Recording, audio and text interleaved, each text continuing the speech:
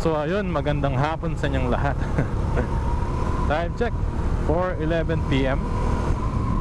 And thank God it's Friday. Ayun, sa wakas nakapag-video na naman tayo. Sunod-sunod yung mga ulan ng mga nakaraang araw. Kaya kailangan focus lang sa daan. Kaya hindi ako makapag-record minsan.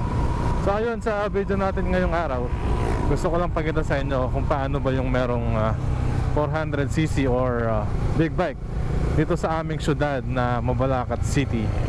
So wala akong naisip kundi yun lang.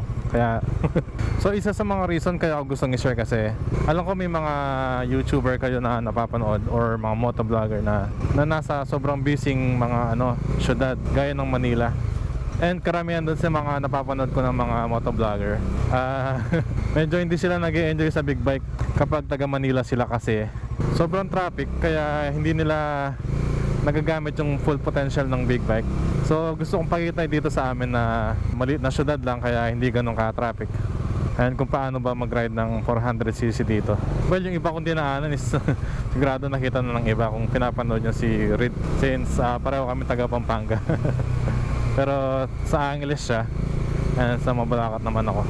And gusto ko din linawin yung iba, kasi aminin natin, iba sa atin na medyo nayayabangan sa mga big bike dahil daw sobrang bilis. Gusto ko lang i-share yung reasons ko kung bakit minsan mabilis or medyo mayabang ang dating. Unang-una, since mas malaki yung makina namin o makina ng mga big bike, na-feel ko lang hirap mag-drive. Yung hindi ko alam make sense, basta medyo may konting struggle kapag sobrang bagal ko.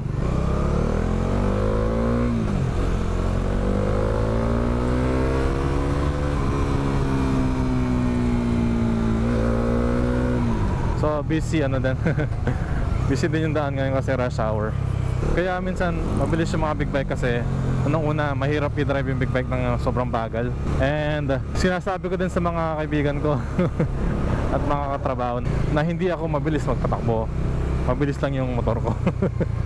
Yung ramdam mo yung bitin ng motor o makina ng motor pag sobrang bagal, katulad nito.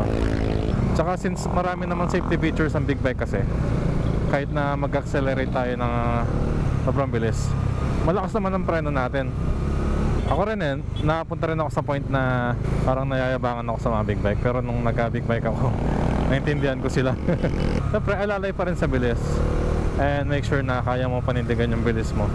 Yung video na to actually sa mga gusto mag-big bike. Yun lang, kapag sobrang traffic, sa mga sobrang eksing singitan, ayun lang, medyo mahirap.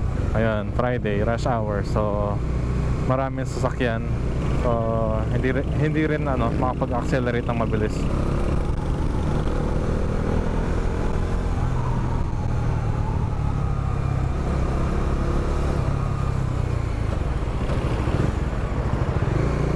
Diba?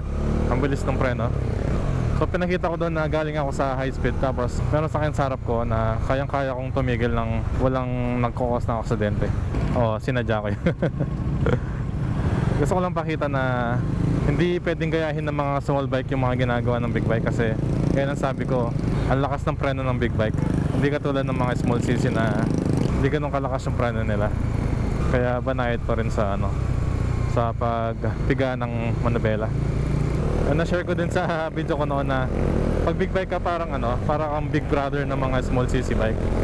Kung isa ka sa mga gusto mag-transition sa big bike, tapos di mo alam kung gaano ba kalakas sa big bike ang kukunin mo, ang marirecommend ko is mag-start ka sa 400cc talaga, para hindi ka mabigla sa bilis saka sa power. Yung gas na rin syempre.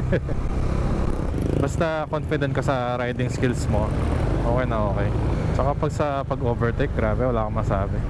So quick video lang naman to. Gusto ko lang pakita kung paano ba ang 400cc sa public road, sa isang maliit na syudad gaya ng Mabalacat City. So kung may mga video or topic kayo na gustong i-suggest, please iwan lang kayo ng comment. Dito ko natatapusin ang ating video. So like and subscribe sa akin YouTube, and follow naman sa Facebook. Maraming salamat sa panonood. Mag-ingat palagi. Peace.